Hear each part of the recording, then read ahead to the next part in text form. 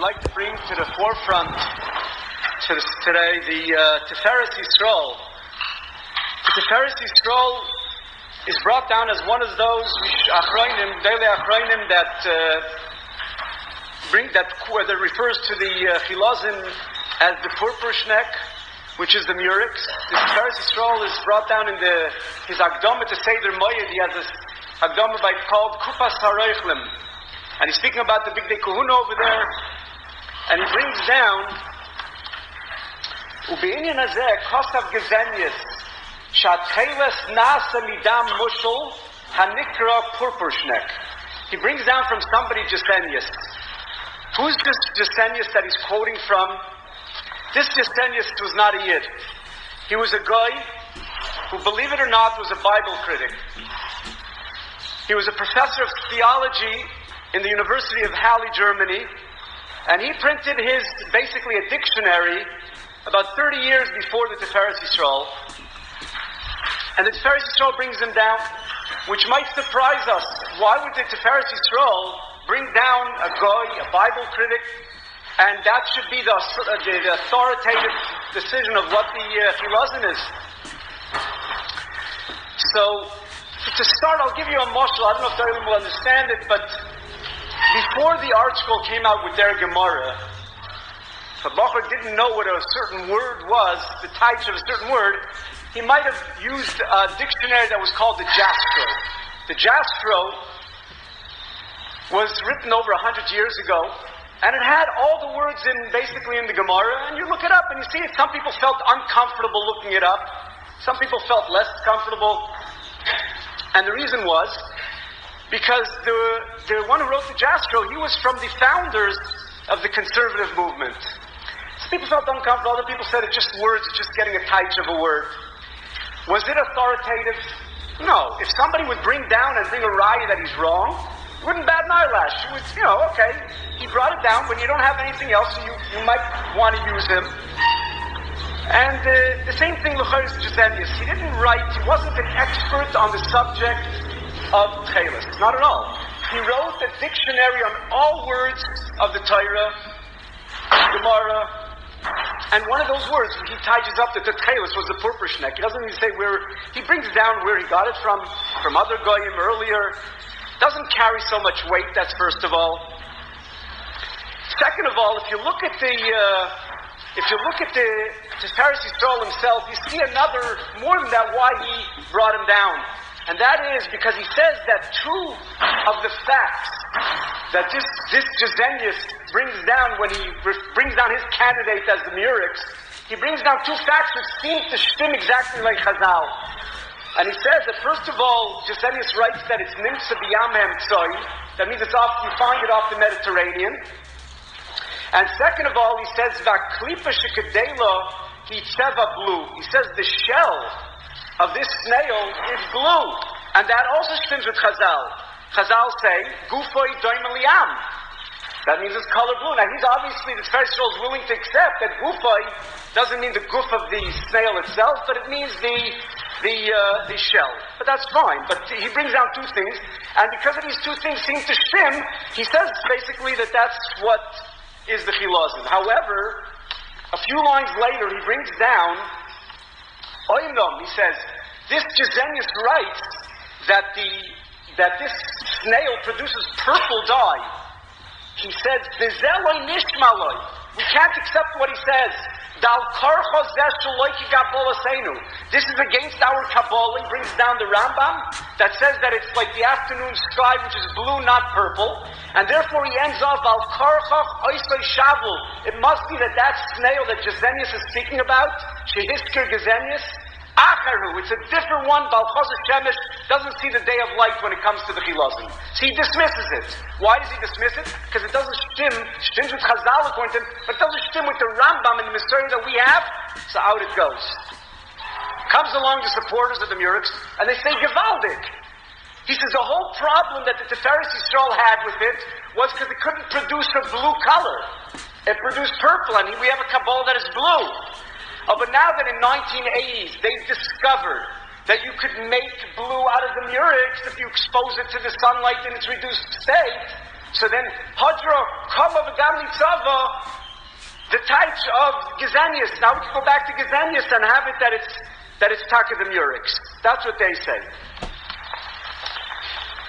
Now, the problem with this is that one of the Simonim, one of the two facts that because of it, the Teferes Yisrael was willing to endorse this candidate of Gezanius was that the shell was blue. Now we know that the snail, the shell of the murex is not blue. It's white with brown bands running along it. So what is he talking about? What does Gezanius mean? What does the Teferes Yisrael mean that it's blue? Aloi Dovaru, how could it be talking about the murex? So if you look back into the Mikor itself of Gezanius, you'll see the answer to it. Gezanius was not referring to the murex at all. He brings down, it's a shellfish, and he says it's called the Hirsch yantina. Hirsch because it makes round rings with its shell as it grows, and it's called the yantina. If you might remember, the yantina was the snail of choice of Rabbi Herzog. That was Rabbi Herzog's candidate. After he dismissed the murex, he said it's most established to be the yantina. And that's what this Gezanius is referring to. And the Gentina, Taka has a very bright, beautiful blue shell. And that Taka is the stab that he's talking about. So Bechlal, to quote the Techeles Yisrael, who quotes this guy, and to say that he means the murex, it's not true. He's not referring to the murex, he's talking about the Gentina. That's number one.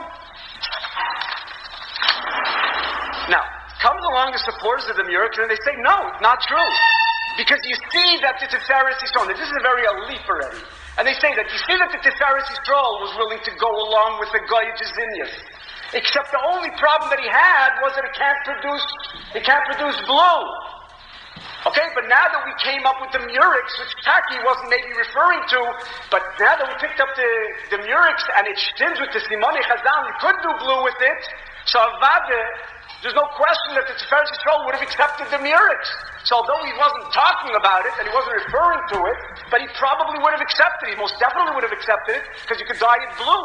And so therefore they say that again, we have a right that the Techeles Yisrael is referring to the murex. And the problem with that is that Eino Chinami Taka, the siman of the Rambam, that you could produce blue with it, that Taka is shayach by the murex. But like Rabbi Herzog said also, he had the same hanochas that we had until now, and then he dismissed the murex. He says it might fit with the. He got a thought that it didn't fit with the Rambam's color, but he said it doesn't fit with any other one of the Simoni Chazal. It does not Gufu Demeliyam. It's not Tzuras Demelidad. It's not one simon that Chazal give does it stim with. So it's no question that the Techeles Yisrael himself, had he seen also this murex, which he wasn't even referring to, but if he would have seen it, then Pashik he wouldn't have accepted it. Eino Chanami could dye blue with it, but no other simon of Chazal stim with it. So to bring down the Techeles Yisrael and to say that he is one of the gedolei achronim that says that the murex is the chilazon is not true. The next achron that the gedolei from the gedolei achronim that they bring down is Rav David Zinsheim. He wrote the Yad David, he's known for Yad David, in his Sefer Minchas Ani, he brings down the chayra that the chilazon is the murex.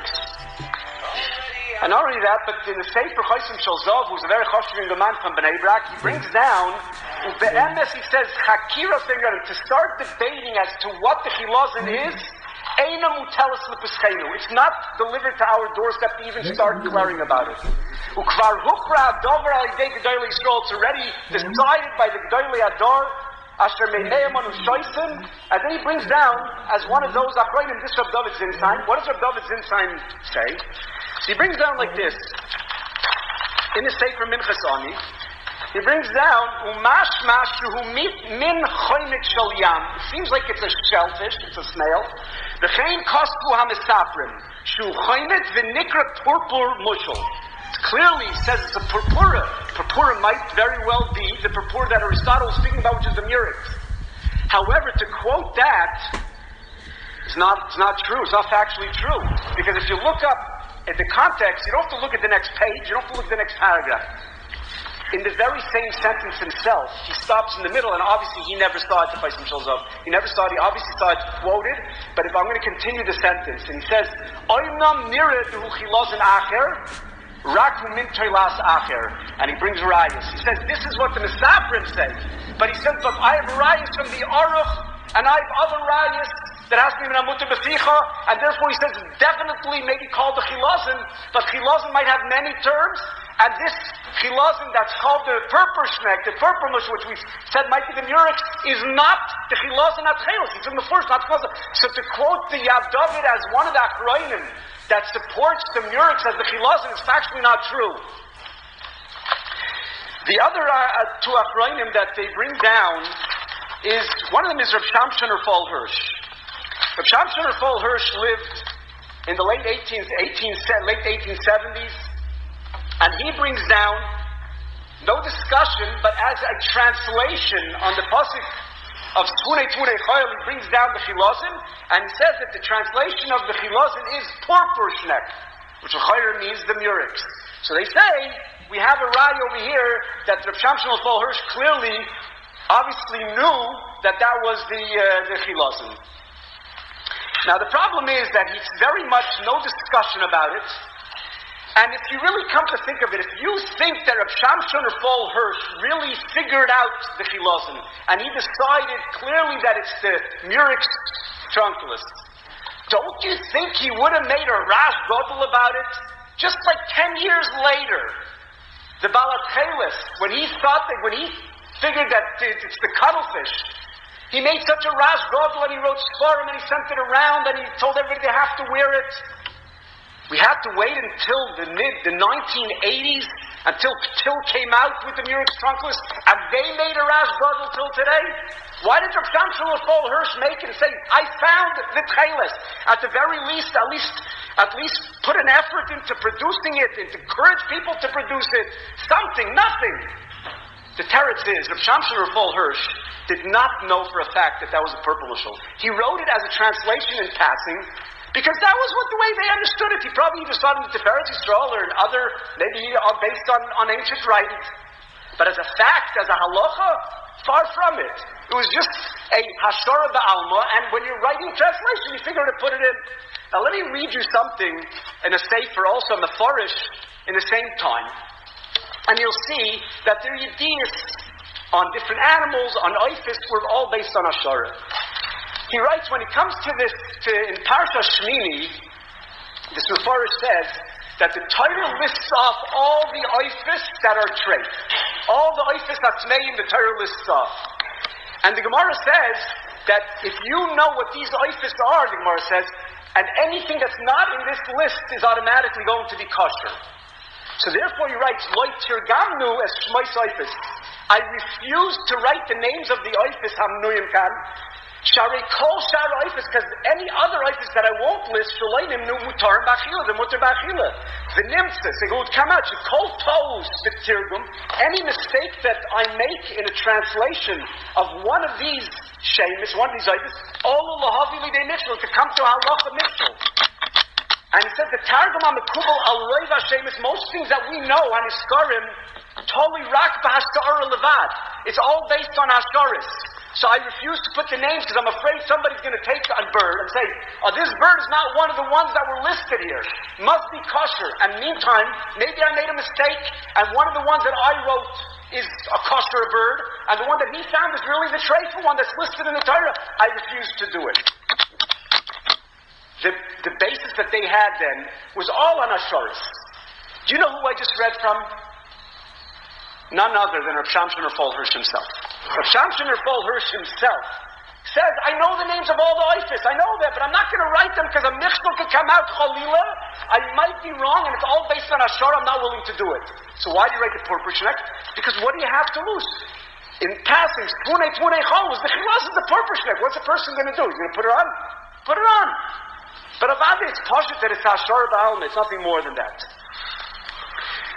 The last of the achronim that they bring down is the Sefer Toyat Yisrael, which is, he writes, a goyis, a sorgus on the bottom of the Sefer Yereim, And on the mitzvah Tov Aleph, he goes Keseder in mitzvah Yireim, and in mitzvah Tov Aleph, the mitzvah Tzitzis, he brings down the Hachilozin Shetzoyven Midomai Techeles Nikra Chilozin Edoimi Purpurshnek. So he's one of the achronim that clearly points the finger to the Murex Trunklas and says that that's the Chilozin Techeles. Now, if you look at the context over here of the Teifes Reim, it's really not so clear. It's a fickle contradiction what he's doing. He starts off with Rabbeinu Bechai. Interesting, Rabbeinu Bechai, he says that you notice that none of the Rebbeinu Shalom didn't tell us to bring silk for the big day kuna. Why did Rebbeinu Shalom bring silk? It was a very choshev beged. He says, "V'lei matzinu meshi lefi shu yoytze miguf hasheretz shu toilas." He says silk comes out of a treifa balchai, and since it's from a treifa and they have to have in a mutter beficha, so Rabbi Yishon said we shouldn't use it. So he asks the kasha, he says, we dye some of the begodim in the Mishkan and the Bidei we dye them red. Toilas shani comes from a toilas. Toilas is a treifa animal. So up there, it says, the color doesn't come out from the actual gufa telas. It sort of comes out from the shell that the toiloim are in. It doesn't come out from the actual telas, not a stira to minamutter v'ficha. Then he says, it comes out that the chilozin has to be a dag tar. And he brings down that that's tak, what the Ravir Azov says, that the chilozin, the dam of chilozin which comes out from the dag itself, that should be a spirit in a mutter b'ficha. And he says, it has to be that the chilozin hatcheles is a kosher fish which is not pirm and kaskeses. And then a line later he says that what I just read before, v'hachilozin sh'tzayv midomei tcheles nikre purpurshnek. So it's not clear. He starts off saying that it has to be min a mutter b'ficha. And then he says that he brings down that this is the purpurshnek. And anyways, and even if he was talking about this Murex, which he seems to, he says Mefurish, that Teferet Yisrael, the Kupas Reichlim Shulai, he brings it down. In other words, he's clearly saying that he's basing himself on the Kupas HaReichlim. So to list him as another achron who's masking to it, he's really just saying that he's got his information from the Teferet Yisrael. So basically, the Honachtin Risalkin, we have a list of 7 gedolei achronim Mutakim might be pointing to the Murex, if the Purpura means that. But in many of the cases, it's Bechalal not a right. They sicher, if they would have seen it and it didn't shtim with Chazal, they would not have been masking to it. Many of them are fakert. From the Yavitz, we said it's a clam, it's not even a murex, it's not a snail. The Techeles Yisrael is speaking about the antenna. The Yad David clearly says that it's not the snail. He says others say like that, but I disagree with that. And the Techeles Re'im is also clearly referring to the Techeles Yisrael, which again we said is the antenna. So anyways, it's not a raya.